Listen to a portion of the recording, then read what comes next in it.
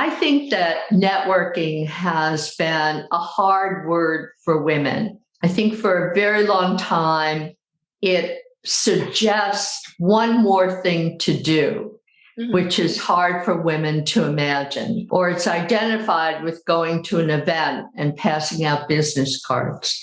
Networking is about building relationships. Hey there, and welcome to the Tribe of Leaders podcast. I'm your host, Emmy Kirshner. I'm a serial entrepreneur, investor, and business coach for ambitious women who are boldly taking their business to the next level. And I believe that building a successful business isn't about working 24/7 just to merely meet a revenue goal. What it does take is a unique blend of dedication to purpose, courageous action, and frequently sheer will to overcome the odds that lead to meaningful impact and experiencing a life well lived. In each episode, you'll get to know the women and men who are unafraid to put it all on the line as they share the stories of success and failure that have made them incredible leaders and the magic they gift the world with. As you're listening, and I hope finding value, don't forget to share the Tribe of Leaders podcast with all of your other entrepreneurial friends and to follow us wherever you're listening to this podcast. Hey, everybody. Welcome to this week's episode of the Tribe of Leaders podcast. I am your host, Emmy Kirshner, and I am so excited to have this week's guest, Ellen Snee, on. She is a former nun, Catholic nun, who was a nun for 18 years, and she gained a number of essential and happily transferable skills, such as how to discern a call or a deep desire, how to work collaboratively with other women, and how to be a savvy operator within male hierarchies. In her new book, Lead, How Women in Charge Claim Their Authority, she draws on that knowledge as well as the lessons and insights she's gained from her research at Harvard University on women's experience and roles of authority, which formed the foundation of her company's work with Fortune 500 companies such as Cisco, Goodyear, Marriott, Pfizer, and Schwab. Later, as the Global VP of Leadership Development at VMware, she launched its business initiative, VM Women, to attract, develop, advance, and retain talented women. Ellen, so blessed, lives in the San Francisco Bay Area, and I can hardly wait to dive into your book, Ellen. So one, welcome. I am so excited for you to be here, and tell me everything. Well, first of all, thank you for having me. It's a delight to be here. And where would you like to start?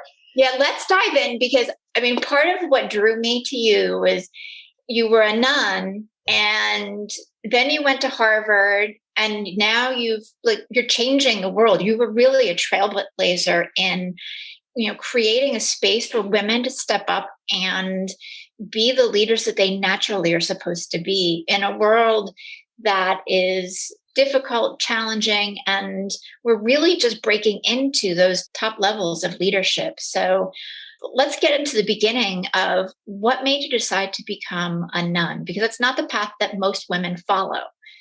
That's right. Well, it really started when I was 12. I'm the oldest of 5 in an Irish Catholic family, and we had nuns and priests in our family and local priests who would come every Wednesday for hot dogs and cards. And one night when he was leaving and we were getting a blessing from him, I stood up. I was 12 and I said, when I grow up, I'm going to be a priest. And everyone looked at me. And then Father Tom said, well, Ellen, you mean a nun? And I said, no, I mean a priest.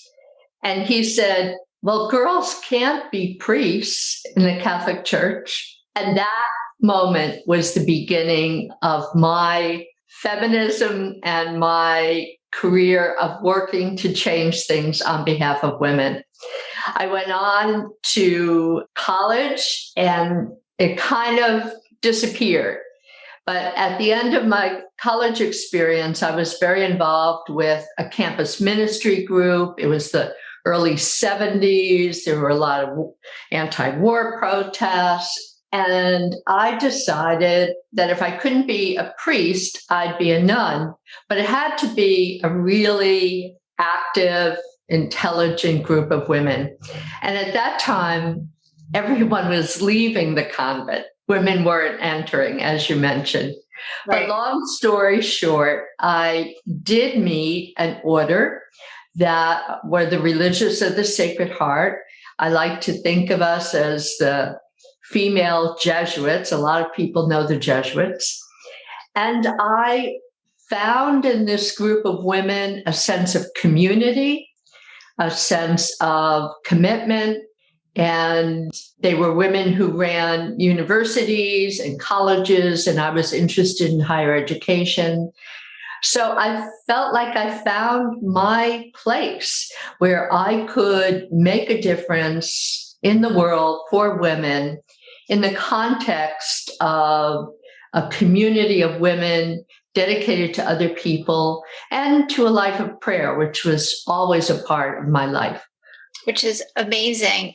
What I'm really curious about is in that moment when you're 12 and you're standing up and you're saying that you want to be a priest and you're being told that you can't, you weren't deterred. Like, it wasn't like you sat back down and you're like, oh, all right, well, this is the path then. I'll go down the path and just be a nun. Like, it sounds like you have a rebellious side in you a little bit and you're laughing. So I'm going to go with yes.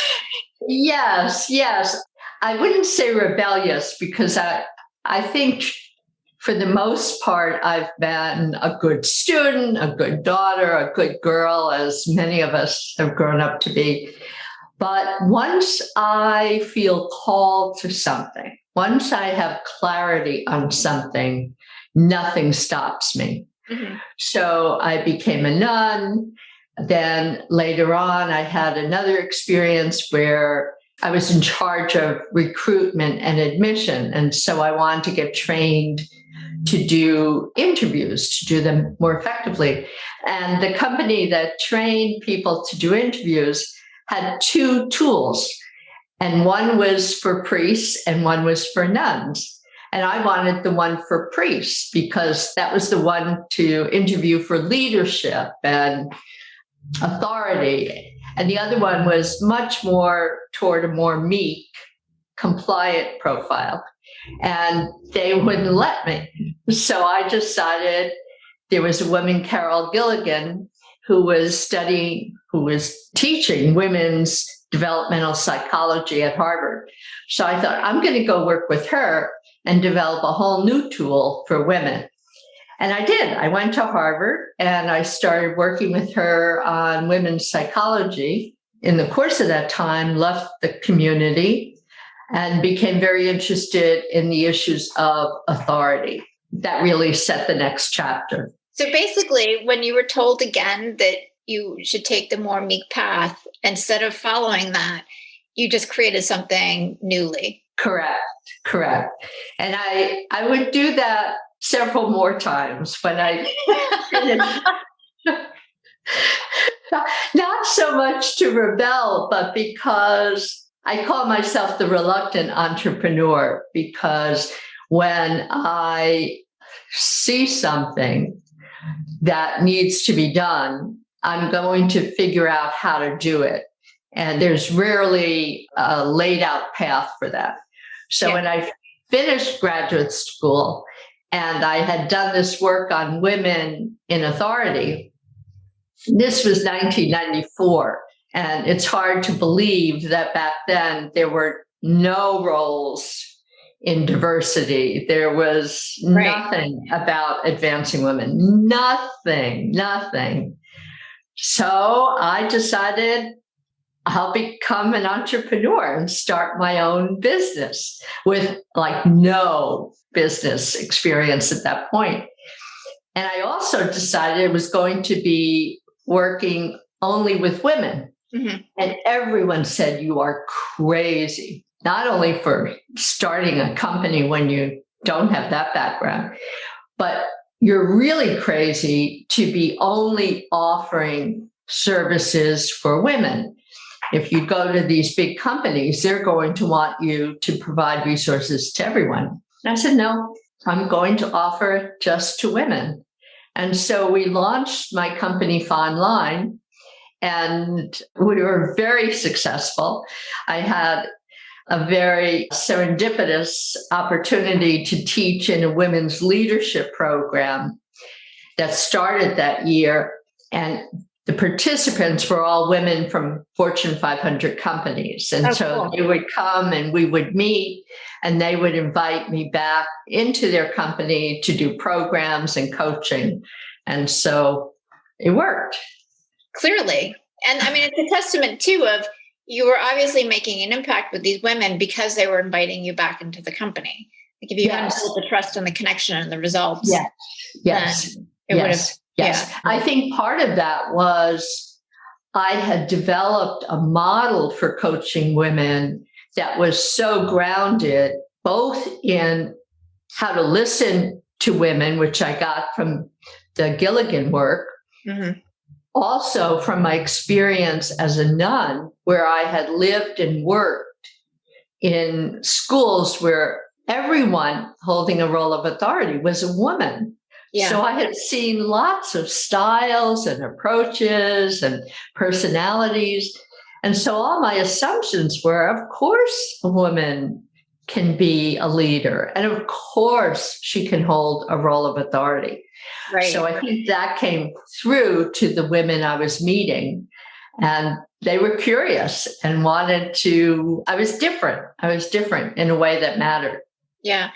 I want to talk about your experience as a nun, because I know a lot of people, based on the movies or shows, right, you think you're just walking around and praying all of the time. And that's not the case. Like, you were super involved, and the women that you were interacting with, as you said, were taking on incredible roles that really impacted other people. Right.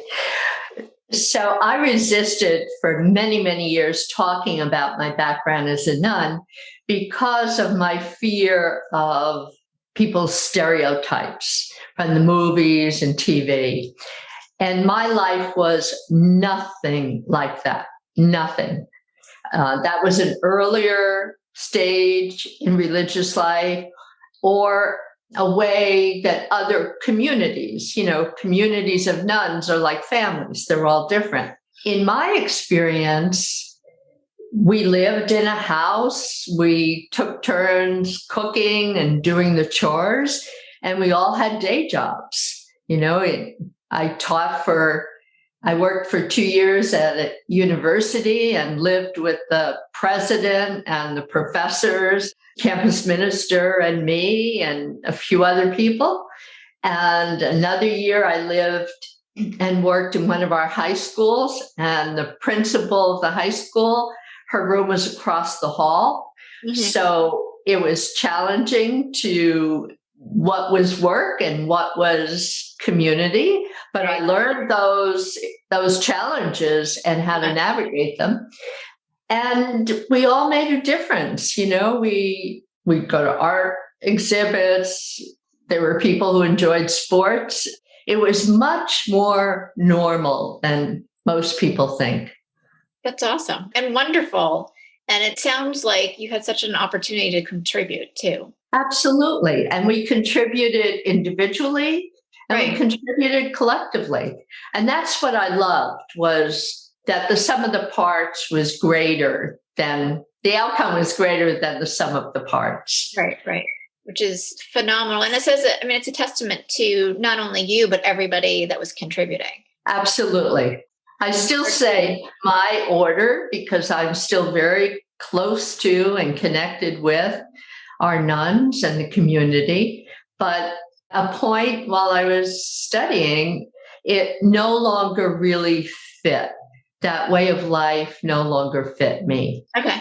And that was that the catalyst for you deciding to leave? To leave. Yes. Yeah.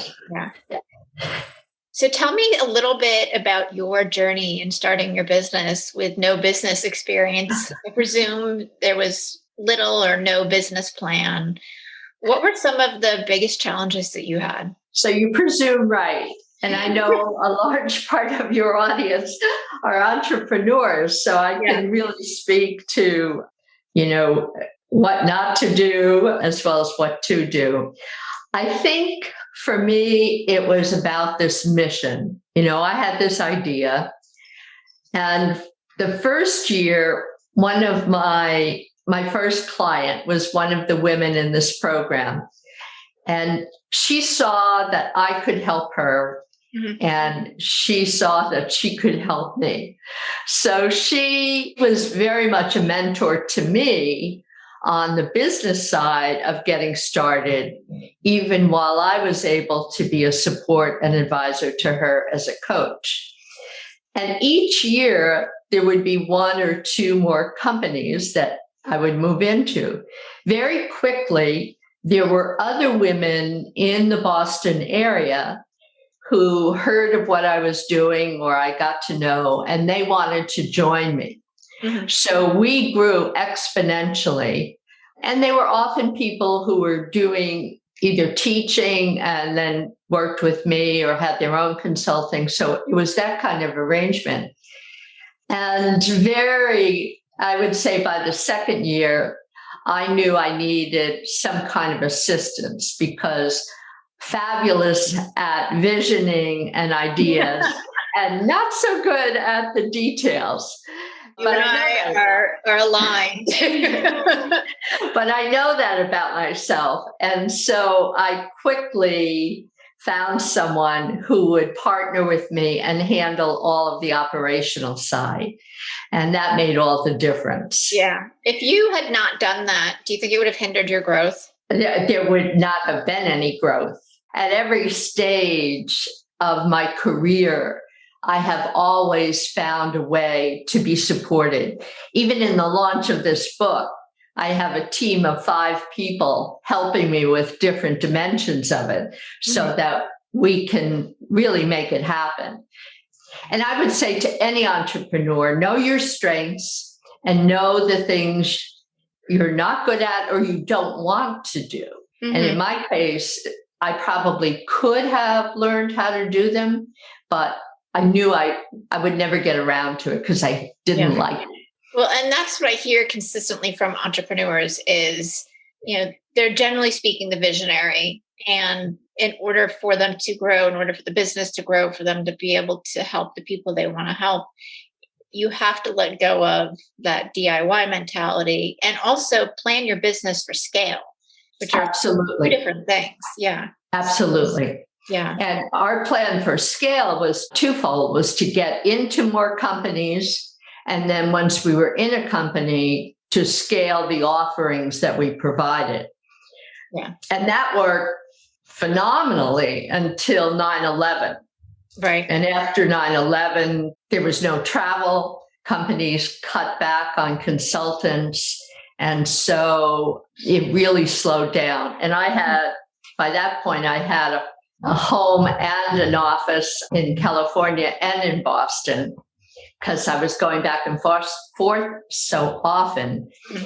And that was when I decided to close down Boston and move to California. Oh, wow. And you've been in California ever since? I have. Yeah. Yeah, I have. It's a beautiful place. I think I've shared it. Yeah. My reason for moving was, I used to joke and say, life is short and I want sun. Well, that is more than reasonable coming from somebody else who is a sun worshiper. So, yeah. Now, starting over those first 2 years was pretty brutal, but after a while, it all fell in place. Oh, I'm sure. And again, I think the consistent theme for you is, really taking initiative and doing things differently and not being afraid to step out into your uncomfort zone and find the thing that works. So what was the catalyst for writing the book? Oh, that was, there were 3 pieces to the answer to that. First, about a decade ago, someone I knew said, you have had the most interesting life with all of these different chapters. You really need to write a memoir. Now, I majored in math in college because I didn't feel I knew how to read or write. So writing a book was not on my to-do list. But when she said, write the memoir, I started, thinking about it. And one day I came up with the title, and it was going to be From Convent to Corporate. And every woman I mentioned that to loved the title. So I thought, all right, I have a title. Now I have to write a book. So I began, I guess about 6 years ago, when I stopped working full time, I began writing it as a memoir. And I had 238 pages, and I went to a writers' conference to meet with publishers and agents and et cetera. And while I was there, I took one of the courses, and the couple that were teaching the course said, what you're talking about is not a memoir. It really should be a leadership book. And I was like, no. I have 238 pages here. I'm all done. Right. So we went back and forth on that for 3 days. And finally, I woke up one morning at 3 a.m. and I knew they were right. So I came back and started over and did it as a leadership book. And I'm very, very, very happy that I made the change. Were you able to use some of the stories and experiences from the original book in Lead? Well, you can't really slide it over because it's right. a different genre. But yes, I was able to draw on some of the stories that I had talked about in the memoir. Not many, but some. Okay. So how can we claim our authority? Go right to the heart of it. Yes. So for women, my premise is that women are, have been, and will be fabulous leaders. Mm-hmm. But when they're in a position of formal authority, things get a little more challenging. And by formal authority, I mean where you are given a role where you can hire, fire, promote, give feedback, mm-hmm. sign checks, all of those things. And for women who are so geared to relationships, very often when they are in a role of authority over other people, it creates dilemmas. How do I balance the responsibility with the relationships? And so that was really the starting point for the book, because I had found that in my research. I had experienced that in my own life and had seen that with other women. Yeah. So when I'm coaching a woman who is in a role of authority, I'm always listening for that. I'm listening for how is she relating to her authority herself? Mm-hmm. What are the voices and the tapes in her head? Does she use a lot of shoulds and coulds or woulds? Does she talk about having some of the challenges in executing on her authority, the discomfort of carrying that out? Mm-hmm. And then I try to elicit from her what's really going on. And what I've found is twofold. One is that we as women have lots of tapes: the imposter syndrome, the fear of failure, concern for others, self-criticism. But the other one is women often don't know what they want. Yes. And in order to hold authority well, I would argue you need to know the mission and purpose of your business, but you also need to know what you yourself want. Mm-hmm. And that's a missing piece for a lot of women. I do a lot of clarity work with my clients. And I'm going to say overall, not everybody that I've done that work with, but overall, the general consensus is coming in is that they know they want this thing that's out there, but they don't really know what it is. Right. And they don't know how to get there, who they are, who they want to be, and what that looks like. Like they just haven't thought about it. And for me, it's really cool, and I presume for them too, to have some of those pieces put in place in our work together, and even in their personal lives. having this like, oh, I can have this and still be in a great relationship and have an amazing business and have, a place where I'm well respected and have authority. And I think women sometimes don't realize that opportunity is right there. Like they've been playing small almost. They're afraid to ask for the bigger piece of the pie. Right. I think they play small, but I also think they're so focused on the needs of other people that they haven't given themselves the time. Yeah. Or they're not in touch with their own inner desires. I remember when I first started working in corporations, if I sometimes interviewed the men on the team of a woman, and they always knew what they wanted. It was usually their boss's job, but they always knew. And so that was my first clue. And then the second thing was that as a nun, we were always asking, what is the will of God? You pray for the will of God. And that whole process that we call discernment, trying to understand and reflect and weigh options, I have found is totally transferable to the world of work and business and women to really help them discern their own inner desire. Not necessarily in a religious framework, just as you were saying, a clarity framework. Right. And that once they begin to see what they want, things change. Yeah. Things change. So cool. They can go for it. Yeah. It's a lot of giving themselves permission to dream and to open up possibility. That's right. That's right. And then to articulate that with the key people in their world, with a partner, with a family, with a friend, and at work. One of the things at work is to really be clear with your boss and senior executives what your career aspirations are, because they can't help you if they don't know. And women often wait till they don't get a promotion to say, oh, but I would have liked that. But no one knew. And the woman is too focused on high performance and not looking at what it takes to be promoted. Right. And do you feel like women network enough?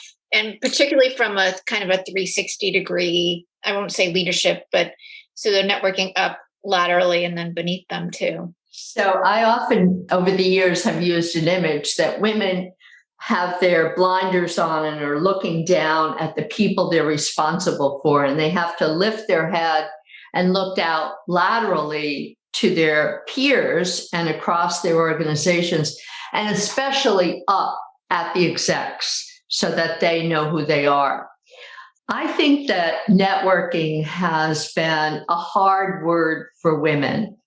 I think for a very long time, it suggests one more thing to do, which is hard for women to imagine, or it's identified with going to an event and passing out business cards.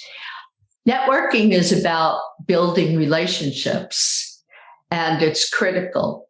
And I actually think that social media and the pandemic have really enabled women to figure out alternative ways to network.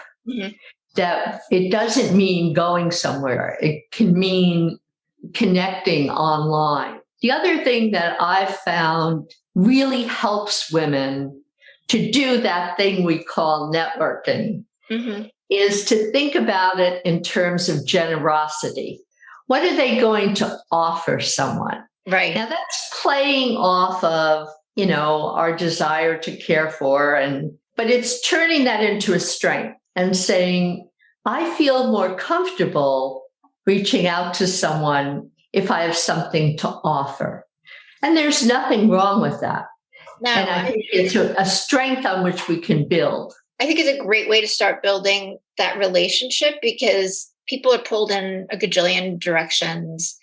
And to be able to offer something of value, and even like I teach my people the simple question of how can I support you right now? And particularly before you ask of anything, just builds that connection in a way that creates the trust and an opportunity to help somebody. And when you're helping somebody, they're more likely to reciprocate without you even asking. Absolutely.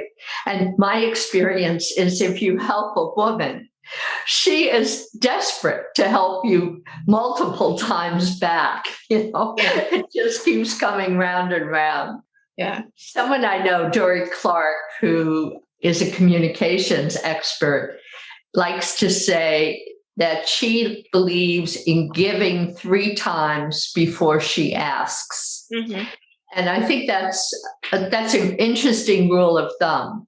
But I've found that even without counting, that if we can build the generosity muscle and really find ways to offer and give to people over time, when you need something, people are there. Right. And it's amazing to have that network growing and building, because at least I've found that then I have almost like this board of directors who are guiding me, and somebody's always got my back. Absolutely. Yeah. I used to do an exercise with clients about who is your board of directors and how to work that. And this week, with a lot of activities around the book, I had a call last night with women who said they'd like to help me launch the book. And I had 20 women on this Zoom call. And I felt like an old program that used to say, "This is your life, Ellen Snee." They were from every walk of my life. I was like, well, I don't want to ask too much. And they were like, wait a minute. We're here because we want to help. And it was a good reminder. Yeah. I love that. I want to shift gears a little bit. I'm very curious on your take of women working with each other and collaborating with each other, because I've had a couple of people to me say recently, both men and women, that different people in their teams, because they're mostly women, it's like, oh, it's a hen house, or there's always too much gossip, or it was all kind of negative. And that has not ever been my experience. Like, my experience has been one where, the people in my circle are going to bat for me and I go to bat for them. But I don't think that's the case everywhere. Otherwise, that henhouse type of comment would be dispelled by now. So, how can we collaborate and work really well together and be supportive? That was really the driving question in my doctoral research. I was really intrigued by what happens when women are particularly in authority over each other. Mm-hmm. And I've watched it carefully for decades now in companies. I would say a few things. The first is that we as women often have unspoken or unarticulated expectations of other women, particularly those in authority. Mm-hmm. So in my book, I have an example of a woman saying, she could go into the men and say, bring my proposal forward. But with the women, she didn't feel she could do that. And she says something like, I don't know. I'm afraid that I don't know. I just don't feel I can do that. Mm-hmm. I believe that we very often are hampered in our communication with women across the role of authority. We either expect a boss to be a friend, or we expect her to do things for us because we're women. Lots of things, and they don't get discussed. So the first thing is to pay attention to unspoken expectations. The second is, I think women have a different mode of communication when they're together than men. A million examples of how that plays out. And when women are getting together and are seen to be gossiping or a hen house or chatty, or the other thing, if there are 3 senior women having lunch in a company's cafeteria, the guys will walk by and say, oh, there's an overthrow being planned, that becomes dangerous to men. Right. So there are a lot of assumptions put on women when they're together. And I think that is a systemic issue. Right. I think that companies and organizations that have traditionally been male-driven, male-run, have all of these attitudes about women being together. And so it's not an individual dynamic, it's not a relational dynamic, it's a systemic. And you see that when you're doing things like performance reviews, and when a team of leaders is judging a man and then judging a woman at the same level, the comments can be dramatically different. And if someone isn't there to say, what's going on here? And I also think that, how can I say this? I think there have been times that I have witnessed that men almost enjoy seeing women arguing with each other, kind of taking each other on. They kind of step back and, it's kind of like, well, let's see how this plays out. And I think that's really destructive. I think that, and some of those dynamics on a leadership team are only addressed when there are 3 or more women. When it's 1, she represents all women and is responsible for everything related to women. If it's 2, they're compared and pitted against each other.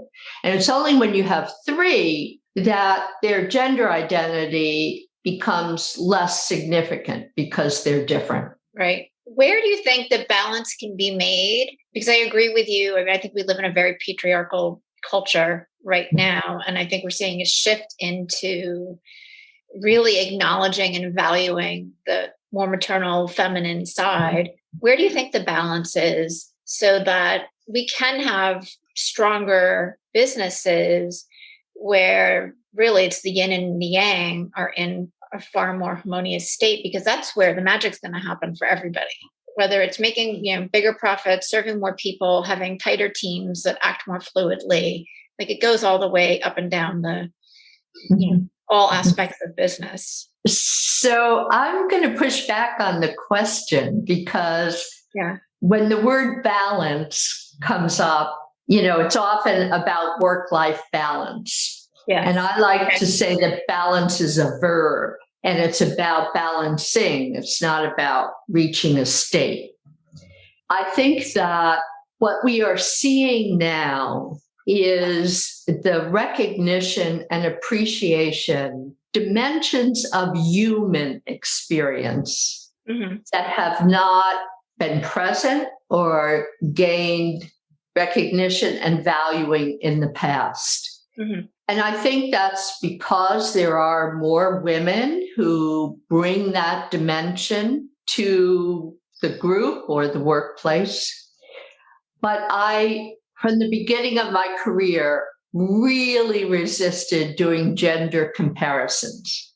Okay. Now, I talk about women and sometimes how they're different, but I think it's important to focus on how we are learning more about what it is to be fully human. And we're seeing that played out as we increase the number of women in roles of leadership. And the data shows that, from top to bottom, business results really makes things better. The second thing I would say, and it builds on the question about networking, I think that in this last 5, maybe 10 years, women have found ways to connect. What is amazing to me, because it just wasn't there for so long. Right. There are so many online groups to really support each other. There are the lean-in groups and spin-offs of that. So I think that not only are women bringing more to work and politics and the world, and certainly the environment, but they have figured out how to do it together. to learn and support each other in a way that just was not true a decade ago. And each woman had to figure out how to navigate a patriarchal system on her own. Right. Yeah, no, I agree. And thank you for clarifying on the balance, because I innately look at it as a flow where it's not in equilibrium. Sometimes it's more and sometimes it's less, but I forget that other people don't look at it that way. So I appreciate that. Yeah.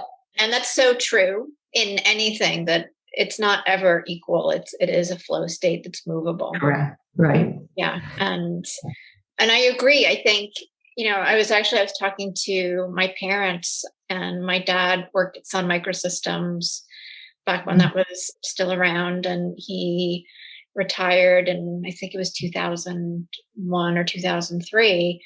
But his boss was a woman, and he was pretty high up, but she had to take on a lot of male attributes because she was the only one. Like, that was how to play the game, where now it's definitely far more, even though our numbers are still smaller, not where I would like to see them, but there's other people to walk with you at least.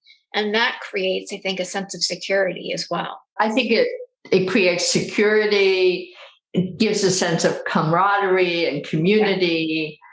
Yeah. And I think our appreciation of diversity has exploded. So it isn't just around gender diversity, but all kinds of identity characteristics. Yeah, absolutely. Ellen, we have to wrap up. I'm so bummed. If you don't mind, though, I would love, for any woman, two things, I guess two pieces of advice. For any woman who's listening to this and they're resonating with this, they resonate with your story. One, please get Ellen's book. But two, what's some action that they could take, or words of wisdom that you can share to help them really claim their authority? I think it's a 3-step process. First, be in relationship to yourself, know what you want, and manage the voices that are not helpful. Mm-hmm. The second is build relationships with other women, with other male allies, and especially with people in power. Okay. And the third is understand that we are always part of systems. That's truer today than ever. And pay attention to the company, the organization, the community that you live in. You never know who's going to be able to help you. It may be another parent at a sports game of your children. It may be someone you meet on a bus somewhere. So everywhere is an opportunity. That is so true. That's so true. And then for the gentlemen who are listening, how can they support women to claim their authority, step into leadership? I think the most critical thing men can do for women is to pay attention in meetings. And when a woman says something valuable, second it with her name. So say, Emmy, that was a really important point.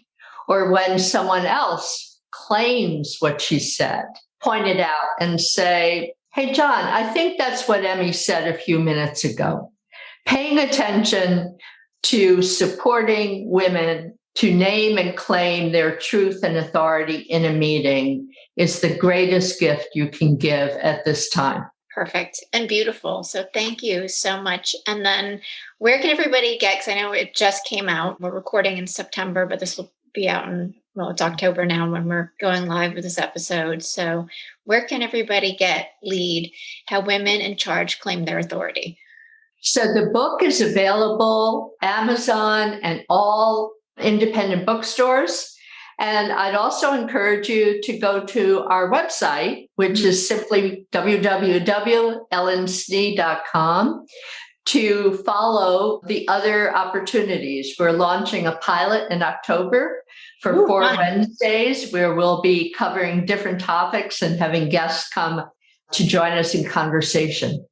Wonderful, wonderful. And the best place for people to connect with you, is it the website? The website has it all. Just remember one thing, the website, my name, you can find information about my coaching services, about the book, and about speaking, because I'm very eager to continue this conversation with women at their companies, in their groups, in their book clubs, whatever. Awesome. Well, we're going to have the links for Ellen's website and to get the book in the show notes. So make sure that you do that. I've read, I'm going to say 2/3 of the book, and it's amazing. It's phenomenal. It's well written, super great stories that just resonate and connect with me. So I'm really excited. As I said to you before we started recording, I'm really excited to finish reading it tonight. So thank you for writing it. Thank you so much for being here. It has been such a pleasure to have you on the show today. Thank you so much for having me. It is a joy to be able to continue my mission to advance women for the sake of all. Yes. Thank you. Thank you so much for being a listener to the Tribe of Leaders podcast. I am so grateful for each and every episode that you tune in and listen to. And I hope that you get a ton of value that you can implement starting today. I do have just a quick favor. If you wouldn't mind hopping on to wherever it is that you listen to podcasts and leave us a rating and review, it would help us tremendously so that the Tribe of Leaders podcast can be found more easily and help inspire other entrepreneurial leaders.